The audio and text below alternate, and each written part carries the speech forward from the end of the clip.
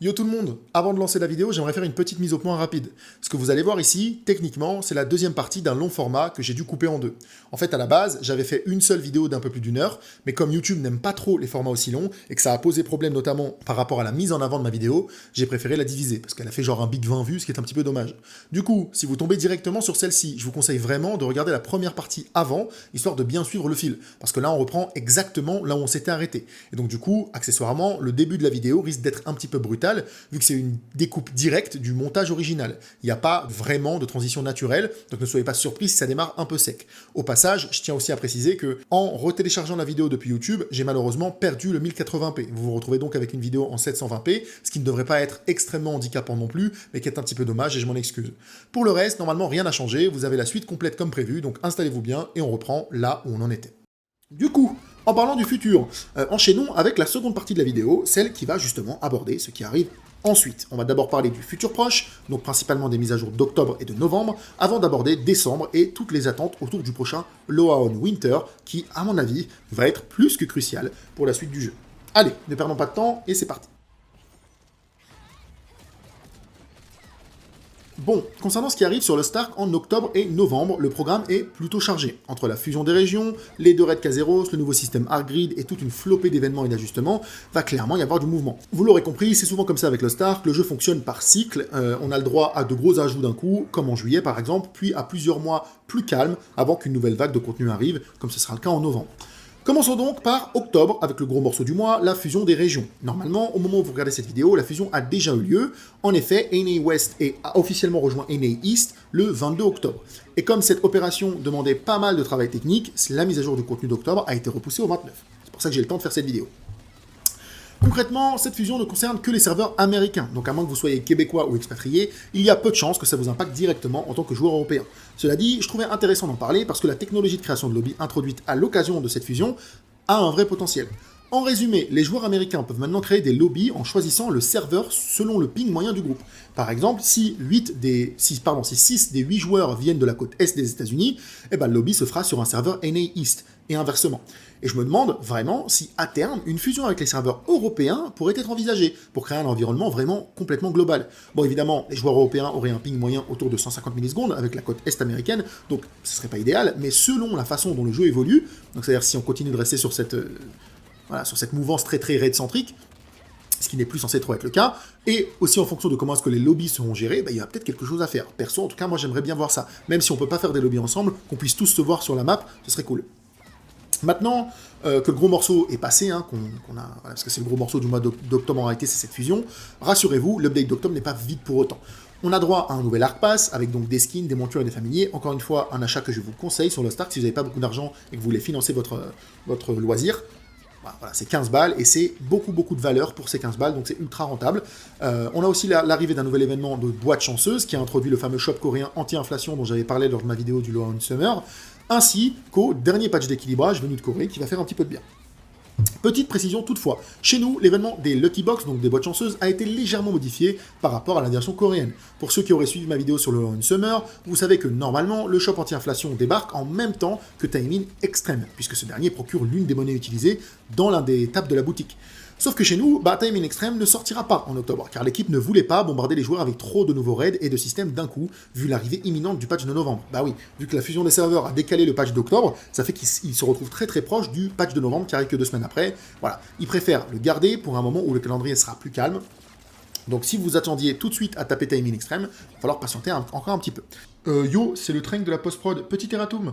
En fait, il n'y a pas du tout de shop anti-inflation qui est sorti avec cet event, parce que sans Time In, il n'y a littéralement pas de shop, en gros, grosso modo, c'est ça qu'il fallait comprendre. Moi, je pensais qu'il allait quand même avoir une version du shop qui allait sortir sans avoir besoin des ressources de Time In pour acheter des trucs dedans. Mais en fait, rien à voir, c'est vraiment, il n'y a que l'espèce de petit drop Lucky Box qui est arrivé. Aucun rapport avec le shop anti-inflation du coup de Corée finalement. Peut-être qu'il arrivera plus tard, mais en tout cas pour l'instant il n'est pas là. Donc voilà, je corrige un petit peu ce que je viens de dire parce que j'ai dit qu'en gros il y allait avoir le shop, mais juste pas avec le tab de Time In. Au final, il n'y a juste pas le shop, il y a juste les Lucky Box qui drop, mais c'est tout.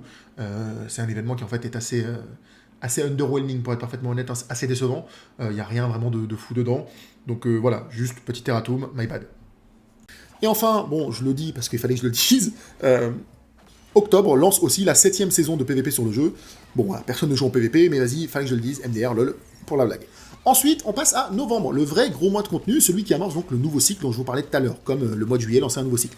Vous vous en doutez sûrement, si vous suivez un peu la scène coréenne, le 19 novembre, c'est la sortie du raid Kazeros. Le grand méchant de toute l'histoire du jeu débarque enfin pour de bon, en chair et en os, prêt à nous rouler dessus. Dans notre version globale, Amazon a fait plusieurs ajustements par rapport au modèle coréen, notamment concernant le timing et la course au World First. Déjà, ils ont décidé de sortir les deux raids en même temps, à savoir le Kazeros Raid Acte 4 Fortress of Destruction, avec Echidna en G1 et Armosh en G2, et le Kazeros Raid Dénouement le jour fatidique, avec Kazeros sur les deux gates. A la base, ils envisageaient une sortie décalée pour éviter de surcharger les joueurs, mais après réflexion, ils ont préféré tout sortir d'un bloc, comme en Corée. En revanche, pour éviter les abus lors de la course, le mode The First sera débloqué 2 semaines plus tard, donc le 3 décembre. L'idée est simple, empêcher les joueurs de tricher en s'entraînant sur les serveurs coréens avant la sortie. Et au passage, ce délai de 2 semaines permet aussi d'éviter les chevauchements avec les jours fériés aux États-Unis et de laisser le temps au système frontière d'ajuster l'équilibrage si besoin. Amazon introduira également des classements After Race pour continuer à mesurer les performances après les 10 premiers clears, avec des récompenses pour tous les participants. Du côté du respect des règles et de l'intégrité de la course, AGS applique également des règles plus strictes vis-à-vis des tricheurs. La plus violente de ces règles, c'est que les comptes sanctionnés pour RMT ou triche de manière générale seront inéligibles, peu importe quand la sanction a eu lieu. Donc même un gars qui s'est fait choper il y a 3 ans pour avoir acheté 10 000 gold ne pourra pas participer à la course. Une règle qui a été reçue d'une façon assez mouvementée, c'est le moins qu'on puisse dire, du côté de la commu sur Reddit, et ça m'a bien fait rire. Entre ceux qui trouvent la règle, qui trouvent que la règle n'a pas de sens, et ceux qui trouvent que la règle est trop sévère, je me suis personnellement délecté des larmes de ces vieux fils de pute de tricheurs de merde, et je suis bien content que AGS ait pour une putain de fois été un tant soit peu sévère avec leur sale gueule. De toute manière, ces clébards ne méritent rien d'autre qu'un permaban, donc clairement, à titre personnel, j'en ai rien à foutre que tu sois disqualifié parce que t'as RMT 10 000 gold ou 10 millions de gold, t'es une merde dans les deux cas. Ces mecs-là n'ont eu que ce qu'ils méritent, et en prime, AGS a aussi intensifié la chasse aux speed hackers avec plus d'une centaine de comptes déjà bannis récemment, bref, cher.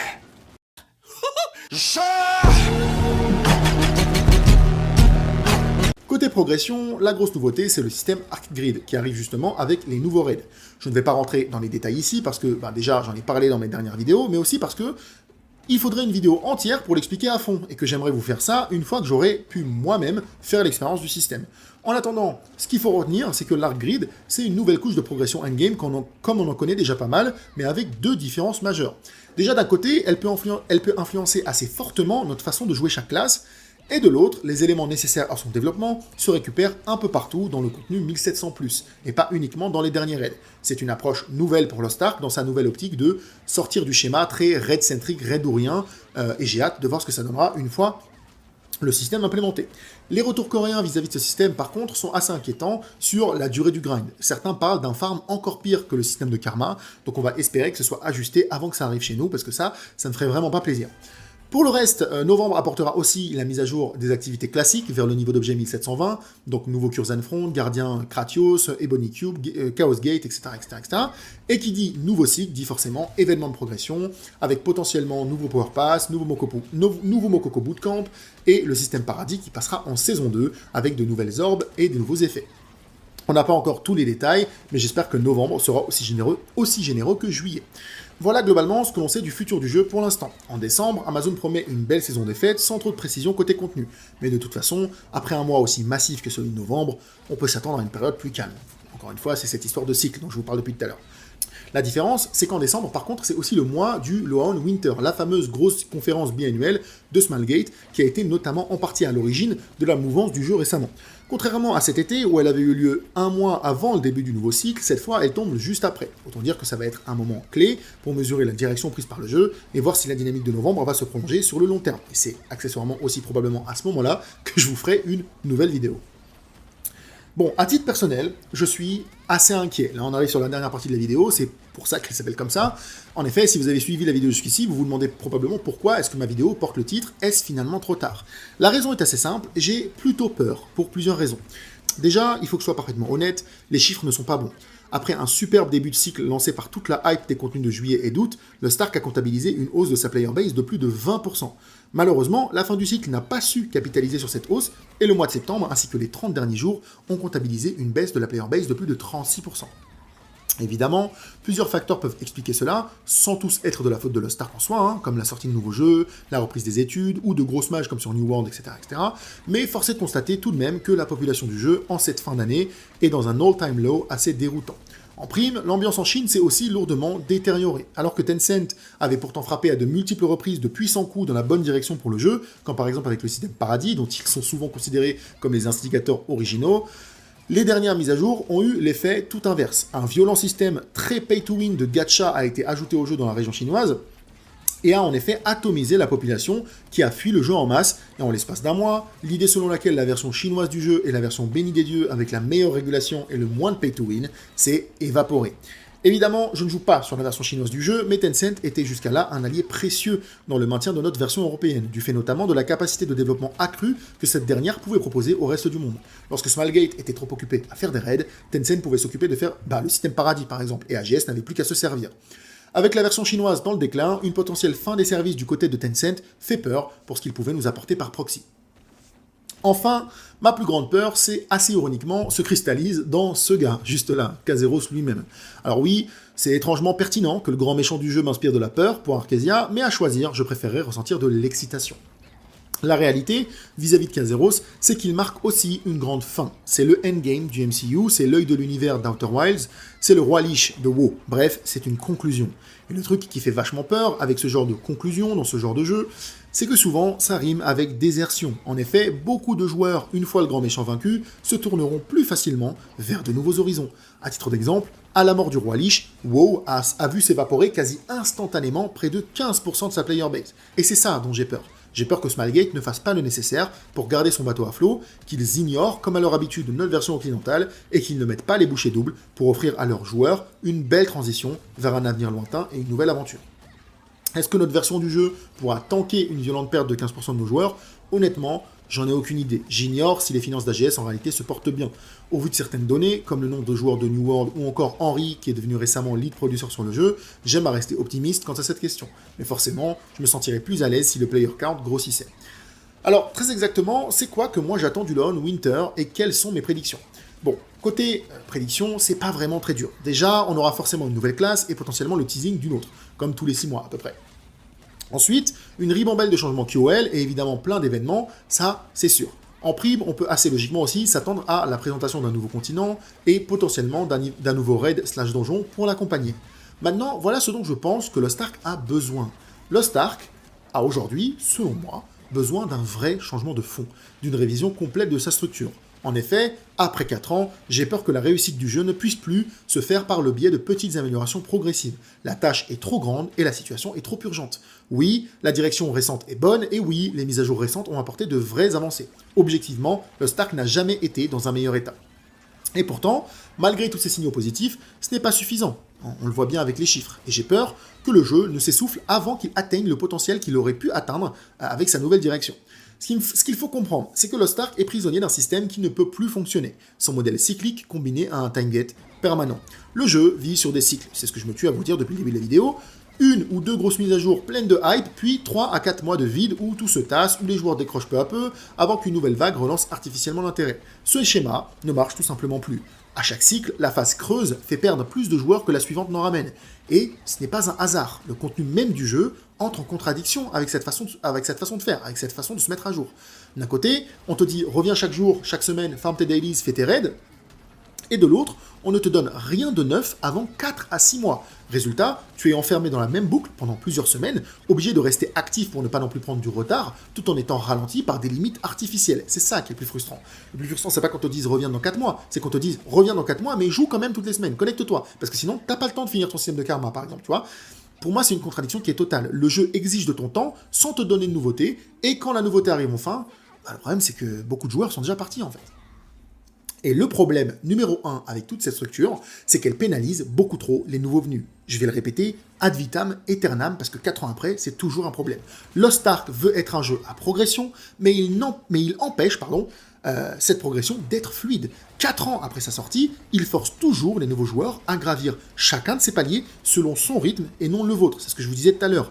Level up, dailies, raid hebdo, attente obligatoire avant d'obtenir ton stuff, tes élixirs, ta transcendance, tout est artificiellement lent, verrouillé, pensé pour être étalé sur le temps, même après les nerfs. Résultat, si tu joues en dehors de période d'événement, le jeu semble littéralement injouable pour quiconque un tant soit peu intéressé par le endgame. Si t'es un joueur comme Dalen et que t'as envie juste de t'amuser et de revenir faire les raids à ta sauce, voilà, et tu repars, tu reviens, tu te connectes une fois par semaine, tu joues 2 heures et tout, ça marche, ça passe. Mais par contre, si t'as vraiment envie de jouer au jeu, que tu kiffes le jeu, que t'es en mode vas-y, j'ai hâte d'atteindre le endgame, bah c'est frustrant de devoir attendre toutes les semaines. Et c'est pour ça que le Stark se noie sans arrêt sous des myriades d'événements de progression. C'est justement parce qu'il essaye de garder à la fois un modèle cyclique et un modèle time-gated, alors que les deux ne peuvent pas coexister sans se détruire mutuellement. Ma vidéo intitulée 4800 heures plus tard est notamment assez vocale à ce sujet, ou du moins tout ce que je dis dans cette vidéo découle très souvent de cette structure de base du jeu. Et la réalité, bah, c'est que Smilegate, il est conscient de tout ça en fait. Il sait, déjà il sait pourquoi il fait ça, parce que c'est pour faire de l'argent, mais surtout il a déjà fait son choix. Hein. C'est pour ça qu'on va dans une nouvelle direction. Soit le Stark peut rester un jeu cyclique avec des pics de hype espacés, mais alors on supprime complètement la grande majorité du time gating, et on laisse les joueurs progresser plus librement. Comme ça, bah, peu importe à quel rythme sort le contenu, tout le monde joue comme il veut. C'est-à-dire que tu peux décider de no-life le jeu pendant 2 semaines et rattraper ton retard par exemple, ou t'arrêter sans conséquence. Soit, et c'est le choix qu'a fait Smilegate là depuis cet été quoi, le jeu garde son time gating, mais il faut alors abandonner les cycles trop rigides et penser le développement du contenu comme une évolution continue. Si vous vous rappelez de ma dernière vidéo, c'est ce que je disais. Je disais que maintenant, bah, Smilegate va essayer de faire des mises à jour beaucoup plus régulièrement, plutôt que de faire des gros morceaux de mise à jour tous les 3 mois, tous les 4 mois, tous les 6 mois. À chaque nouveau palier, le précédent doit devenir plus simple, plus rapide, plus accessible, pour que personne ne reste bloqué derrière des mois, derrière une montagne de contenu dépassé. En se détachant de son modèle trop raid-centrique, mais en fait c'est un mot français, trop raid-centrique, c'est dans cette direction que veut aller le Stark avec Smilegate. Le truc, bah, c'est que le temps il presse en fait, et que par conséquent, le Law on Winter de cette année a selon moi la lourde responsabilité de s'engager beaucoup plus concrètement dans cette nouvelle direction du jeu. Je veux que ce Law on Winter nous montre des trucs. Alors là, je vous préviens, c'est le moment où je pars un petit peu off script, j'ai écrit des machins, mais je ne vais pas tout lire naturellement, mais vous allez très vite comprendre là où je veux en venir. Si vous avez vu ma dernière vidéo sur le Lawn Summer, on a eu plein d'infos, plein de trucs trop cool. Oui, bientôt il y aura ça, oui, bientôt il y aura ça, oui, on va passer dans un système, voilà, plus d'aventure que de raid, voilà, on veut retrouver ce qu'on avait au début à la sortie du jeu, etc., etc., etc., et c'était très cool. Mais ça nous montrait rien. Et donc du coup, ben, on sait hein, qu'un jeu vidéo, ça prend beaucoup de temps à être développé.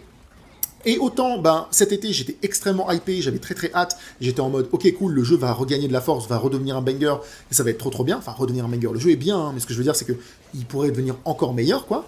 Autant maintenant, quand j'ai vu les chiffres chuter après cet été, ben, j'ai peur en fait, j'ai peur qu'on n'ait pas le temps, j'ai peur que Smilegate n'ait pas le temps de mettre en place tous les trucs dont ils nous ont parlé, avant que Amazon nous dise, désolé les gars, on baisse les rideaux, on ferme tout, on fait plus suffisamment d'argent. Ça me fait peur, parce que voilà, je sais pas à quel point est-ce qu'on peut se permettre d'avoir peu de joueurs.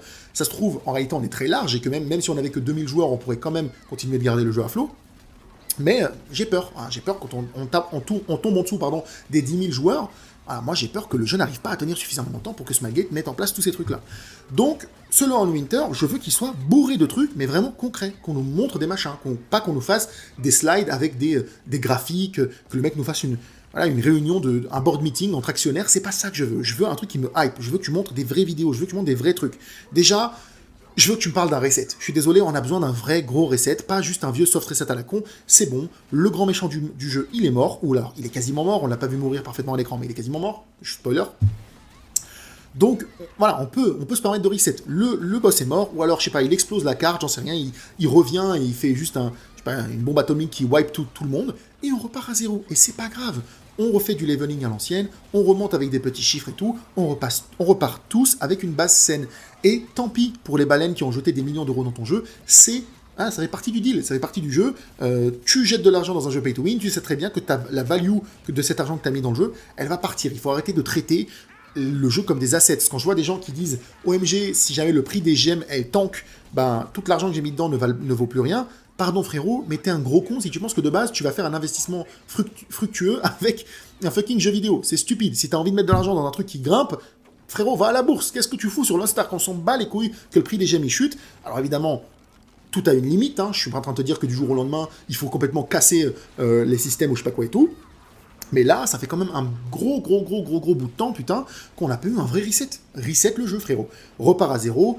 Pas forcément en e-level et tout, mais je veux dire, voilà, tu fais en sorte que boum, le boss il est mort, tout le monde débarque avec un nouveau gear, tout le monde est au même level, et dès qu'un nouveau joueur il arrive directement là. Il n'est pas genre en mode, ah oui, il faut tout retaper tout le T3 et battre le boss. Non, non, non, non, il repart directement de là. Alors je me doute que ce ne sera pas tout de suite, parce que le boss il vient de mourir, donc ça va pas être genre, le boss vient de mourir, ciao, c'est au revoir. Il faut évidemment que les gens puissent quand même battre le boss plusieurs fois et tout, qu'on reste quand même dans ce cycle, qu'ils n'aient pas développé le raid pour rien. Mais au bout d'un moment, j'aimerais que tu me parles de ça. J'aimerais que tu prépares tes joueurs en fait. J'ai envie que tu dises à tes baleines, que tu dises à tes gens qui ont mis de l'argent, les gars, je ne veux pas vous alarmer, mais d'ici quelques mois, peut-être 6 mois, 7 mois, moins d'un an, va y avoir un gros reset. C'est-à-dire que ça sera finito, hein, la team. On est sur la fin du premier chapitre, on repart au début, donc tes cartes, ça vaut plus rien, tes gemmes, ça vaut plus rien, ciao. Ça fait peut-être un peu peur, mais c'est nécessaire si tu veux repartir sur des bonnes bases. Tu ne peux pas continuer d'accumuler non-stop si tu as peur de froisser tes joueurs qui ont mis de l'argent. Ça ne marche pas. De deux, en parlant de cet arrêt de la course, hein, donc on arrête de courir derrière des raids, on arrête ce chapitre numéro 1, on peut se permettre donc d'arrêter et de développer des raids dantesques absolument épiques qui demandent des mois de développement et des mécaniques qui se font s'arracher les cheveux aux meilleurs mathématiciens, et on revient à une échelle plus humaine, hein, par pitié, hein, des nouveaux continents, avec à la fin des petits donjons plus intimistes à 4 joueurs max, comme au T1 et au T2, comme à l'époque où Kameto jouait à ton jeu, frérot. Tu vois, à l'époque où Kameto découvrait les raids du T1 et du T2, on peut revenir sur ça, des mécaniques pas trop compliquées, des boss pas trop durs, on les fait à 4 tranquillement, même sans support, ça passe. Voilà, on descend doucement d'un cran à ce niveau-là. Comme ça, petit 1, on prépare le futur où on pourra de nouveau faire des raids de fou, et donc du coup, re-engrainer nos joueurs dans une hype, quoi. Et surtout, deuxièmement, en réduisant la quantité colossale d'argent que tu mets dans ton pôle développement de raid, tu peux distribuer cet argent pour, créer des vrais continents, hein, des vrais continents, pas des continents avec 2 zones dedans qui se finissent en 2 heures. Je te parle de vrais gros continents avec beaucoup de maps qui se bouclent en 10 heures, avec des choix, avec de la narration, etc., avec des cinématiques. Voilà, je veux des vrais trucs, je veux qu'on redirige la force du travail vers le world building. Si tu veux que ton jeu puisse être pérennisé, il faut que tu montres que tu n'aies pas peur de changer quelque chose, que tu n'aies pas peur de dire à tous les joueurs qui sont actuellement dans ton jeu, qui ont mis de l'argent et tout, c'est bon, c'est fini, merci d'avoir joué, j'espère que vous avez kiffé l'argent que vous avez mis dans le jeu, que vous avez kiffé ce que vous avez fait avec cet argent, maintenant, c'est fini, vous inquiétez pas, vous aurez l'occasion de remettre de l'argent dans le jeu, c'est pas grave, mais là, on repart à zéro, on offre des nouveaux continents à tout le monde, etc., etc., etc., et on repart à zéro, quoi. On a des nouveaux systèmes, on a des nouveaux trucs, voilà.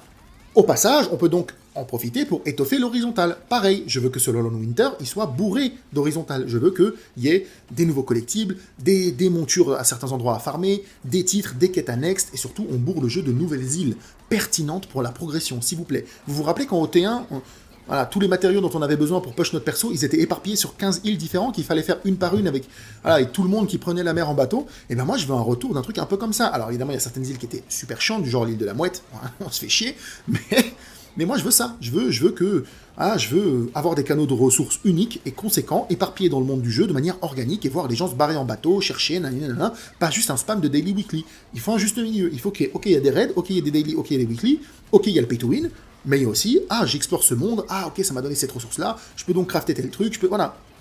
On peut imaginer ça, je rêve d'un Lost Ark où j'ai autre chose à faire en me connectant que juste des raids, des gardiens et des chaos, et ce chapitre 2, ce chapitre post-K0, c'est l'occasion ou jamais de faire ça.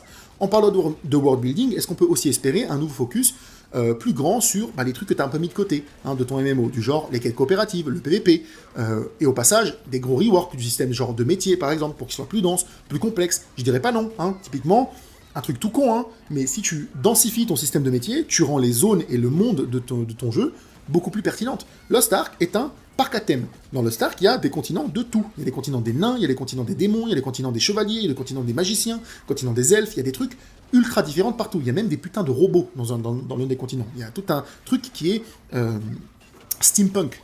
Bon, pourquoi est-ce que peu importe où je vais, si je coupe un arbre, j'obtiens la même ressource, alors que les arbres n'ont pas la même gueule. Les arbres au paradis, c'est-à-dire en Elgacia, n'ont pas du tout la même gueule que les arbres au Lutéran. D'accord, c'est pas le même type d'arbre. Pourtant, je récupère le même type de bois. C'est littéralement du tout cuit. C'est évident ce que tu dois faire. Tu dois faire en sorte qu'on ait des types de bois différents. Frérot, prends exemple sur Dofus, prends exemple sur Wakfu. Des types de bois différents, des types de minerais différents, des différents trucs craftables. Étoffe ton système de stuffing, plutôt qu'on ait juste tous le même gear et qu'on l'améliore petit à petit, etc., etc., etc. Je t'assure que même comme ça, tu peux monétiser ton jeu, frérot. Je te l'assure que tu vas trouver des méthodes pour monétiser ton jeu. Et peut-être que si ton CEO, qui est déjà multimillionnaire, il avait je sais pas, il réduisait un petit peu la voilure au niveau de, je sais pas, des plaisanciers et des yachts qu'il achète, peut-être qu'on pourra se retrouver avec un système qui marche bien, qui rapporte de l'argent quand même, et qui n'est pas aussi agressif que la version, ou aussi bête, on va dire, que la version actuelle de Lost Ark. On peut aussi revoir par exemple le système de housing, etc. Je sais pas, prendre un peu exemple sur FF14 par exemple, hein, histoire d'avoir autre chose à faire que juste optimiser ton perso. Bref, vous l'aurez compris, j'ai envie que ce Lorn Winter mette vraiment les plats dans le pied par rapport à cette nouvelle direction. Ce qu'on a eu en été, c'est cool. Ils nous ont clairement dit, ok, là on est sur la fin, il y a Kazeros qui va sortir, etc., etc., etc. Mais après Kazeros, les gars, ça va être de l'exploration, ça va être complètement différent, on va changer pas mal de trucs, etc., etc., etc. Je veux que ce Lorn Winter, ce soit ça. Ce soit en mode, ça y est, les gars, Kazeros est sorti en août, l'arc grid est sorti, boum, voilà tout ce qu'on va faire, voilà tout ce qu'on va changer, et ça n'a plus rien à voir avec des raids. Mon rêve, je vais être honnête, hein, je l'ai dit dans mes prédictions, que on va forcément avoir un nouveau raid qui va être annoncé, c'est sûr. C'est évident. Franchement, je crois que mon plus gros rêve, ou alors le meilleur signe du fait que le Lorn Winter est bon, c'est si jamais on nous dit pas de raid. Imagine si on sort un Lorn Winter et qu'on te dit, ah par contre je vous le dis, il n'y a pas de raid. C'est fini. Là on n'a pas fait de raid ce mois-ci. Là, sur les 6 prochains mois, sur toute la roadmap, il n'y a pas un raid.